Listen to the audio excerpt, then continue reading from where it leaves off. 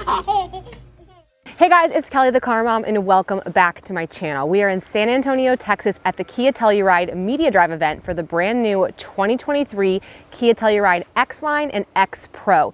These are the two brand new trim levels offered on the Kia Telluride for this year, and they have made some actual really nice upgrades. So I'm really excited to dive into the differences of these upgraded models. So behind me I have the X-Line. You can also find our X Pro tour on our YouTube channel as well. The purpose of this tour is to show you those differences and highlight some of my favorite family-friendly features. Unfortunately, I did not bring like multiple car seats in a stroller, but I have done an incredibly in-depth Telluride tour. We will link it in the description box below, where I cover all things car seat and car seat setup, and there have been no new upgrades for the 23 model when it comes to that. If this is your first time joining me, I'm Kelly and I'm the Car Mom. I review cars for moms and for families. I'm a mom of two, almost three, and a certified child passenger safety tech. All right, let's get started on this 2023 Kia Telluride X-Line tour. Okay, so just a quick note, the X-Line is actually now replacing the very popular Nightfall editions previously found on the Tellurides. That was kind of shocking to me, but by the time you option them out, they do look very similar, and I'm actually a fan of the upgrades on the 23. So starting off, we have a new grille found on the X-Line and the X Pro. It's a radiator style textured 3D grille, and of course with the new Kia logo as well. I actually very much enjoy the simplicity of this grille. Moving on to the headlights, they did take out the amber daytime running lights that we found on the old models. That was a very popular touch. It wasn't my personal favorite, so I'm kind of okay with it. I think it kind of cleans everything up, but I know people are definitely missing those amber circlings. We have a new front fascia down here as well, and then this is the wolf gray color that they are keeping for 23 because it's one of my favorite Telluride colors. It's a little trendy, but I still like it, and they're also offering 3 new colors available on the 23. They've got a red, they've got a freaking darling blue, and then also a green that I haven't seen in person. Okay, moving along to the side profile on the X-Line, we do find these exclusive 20-inch rims. It's an exclusive design. I think it looks beautiful, and we also have body color door handles found on the X-Line as well as some raised roof rails to kind of give it a little sportier of a look. I love on the X-Line how we have all of this beautiful blacked out trim around the window. Again, it's very much giving Nightfall. I think the black wheels look great. I actually really like the styling of this car. The X Pro, which you'll see in my tour, is definitely a little bit more of the off-roading version of this. This is more off-roady than like their other trims, but not quite as much as the X Pro. I did want to mention, if I hadn't said it yet, this is the X-Line SX Prestige. So this one has an MSRP topping out at $54,000, which is very expensive. The 23 Tellurides are starting at $37,000, which is up about $2,000 from the 22. So prices are raising, just like in everything, and the Kia Telluride is no exception. Let's come along to the back end. We do have some upgraded taillights with these angled casings. A little bit of texture added into the taillights, which I think looks really nice. It gives it a little bit of an interesting touch. Telluride spaced out right here, and then our Kia logo as well, just kind of like embossed onto the body color. So that is the exterior, little X-Line badging right here. Let's hop into the interior because I'm excited to show you some of the upgraded safety features they have added on the 23 Tellurides and show you some of the interior design. This wolf gray with this terracotta interior is giving contrast, giving just juxtaposition, is that the right word? And I'm obsessed with the interior color. I love in this car how we have so many different elements. I think Kia's done a good job of being creative with their materials to make the car feel honestly kind of like a luxury vehicle. So just breaking down the door panel right here, we do have Harman Kardon sound system found throughout the Kia, which is very impressive. Same sound system found in BMW, so we love to see that. Okay, upgraded for 2023. Check this out, a 12.4-inch dash and a 12.4-inch display, beautifully curved. Everything's completely digital, and it looks freaking stunning. There is so much I love about this vehicle. We have some heads-up display, and it is probably one of the best heads-up display I've ever seen. It gives so much valuable information while still being not distracting, user-friendly, easy to read.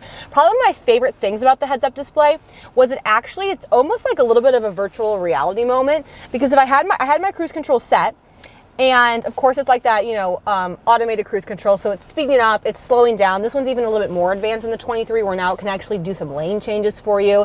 It's got speed limit assistance, so it'll tell you what the speed limit is, and if you have the setting on, it can actually slow down or speed up to accommodate for the speed limits, which is crazy. But anyway, back to the VR thing. So what was cool is that on my heads-up display, I could see blocks that were symbolizing the cars that were in front of me or on either side. And as I moved past them, the blocks moved past me, and then it also told me when it was now in my blind spot.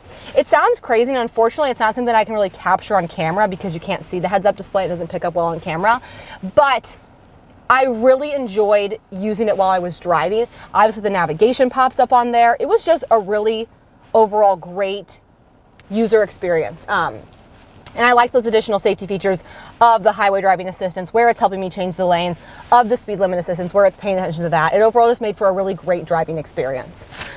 Okay, what else do we have? Everything else down here is pretty standard. I mean, I love the Kia technology. I think it's incredibly advanced. Probably one of my favorite features that I truly wish was offered in every car is the blind spot camera. So obviously this has a ton of blind spot monitoring. Like if you don't know someone's in your blind spot in the Kia Telluride, you might have issues, because obviously we have blind spot on our mirrors. If you have your blinker on and someone's in your blind spot, it's going to beep and vibrate at you. I already told you your heads up display tells you it. And we have a blind spot camera. So when I turn on my blinker, it will actually show me that blind spot on either side, which I find amazing. Love, love, love that feature.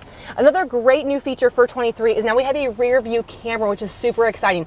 I love this feature because as you're going to have passengers or car seats, sometimes visibility can be obstructed. So you just flip this tab, and now I have an unobstructed view of what's behind me because of the camera. And the camera is like super high quality. I'm actually very impressed with that. And that's a feature that like I wish was in all cars. Like my Ford Expedition doesn't have that feature, and I can't tell you how sometimes if I have someone riding in the middle seat, it can obstruct my visibility. So that was very exciting for me to see. Okay, moving down here, we have all of our climate control. That all stays the same. Wireless charger that is apparently upgraded for 23. They say it's 2 times as fast. A USB, a USB-C, heated seats, ventilated seats, and a heated steering wheel as well. Okay, moving to the cup holders. Cup holders are great in this car, actually. They look square and tiny, but they fit my Stanley Cup great. And I love that there's also 2 more found back here. So I always talk about that, like I appreciate 4 within driver's reach. So that's really nice. Nice size center console for the size of the vehicle. We also have some different driving modes.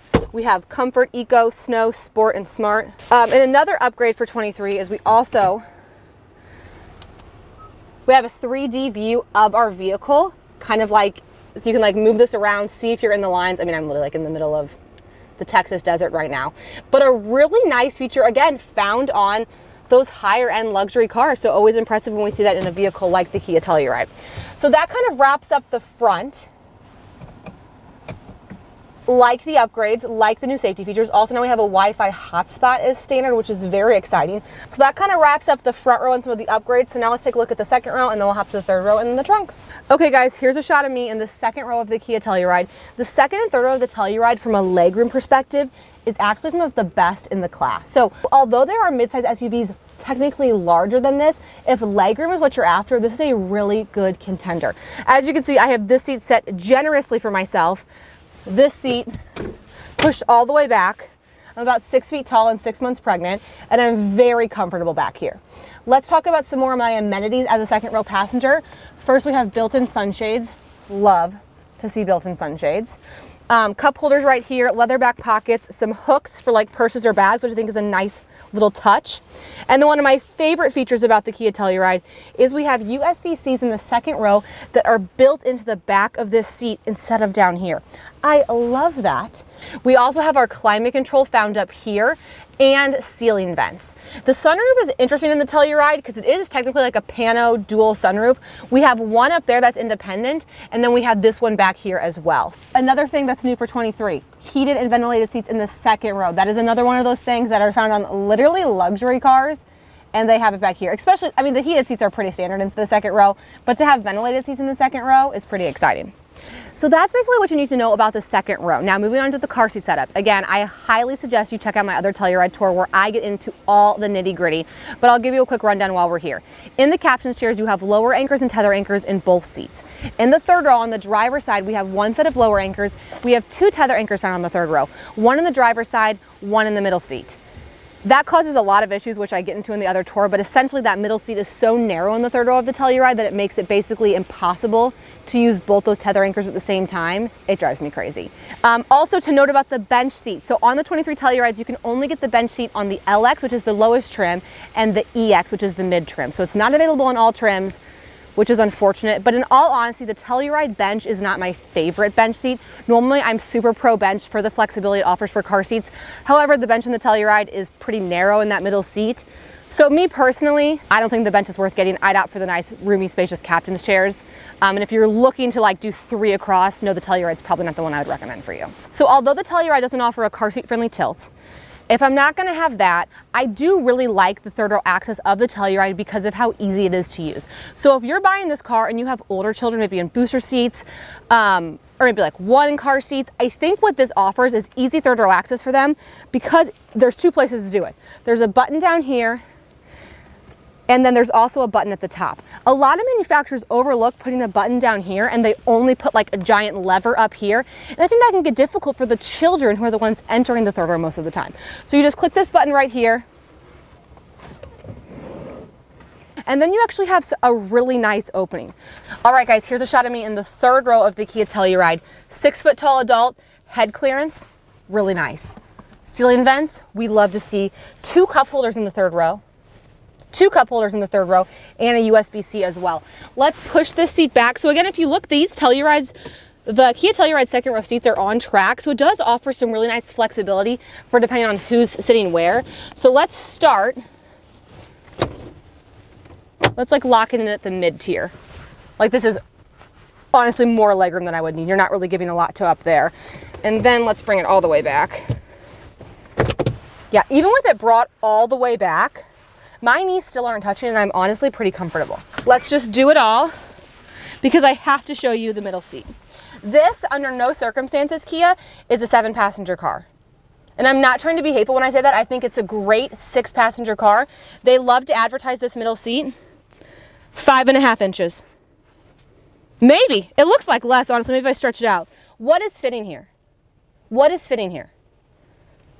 An American Girl doll. So the fact that they've wasted a tether anchor here instead of putting it here is just super frustrating. I would so much rather see a tether anchor on this seat and on this seat. And you need tether anchors for forward-facing car seats. So just think about like this vehicle working for multiple car seats and with a growing family.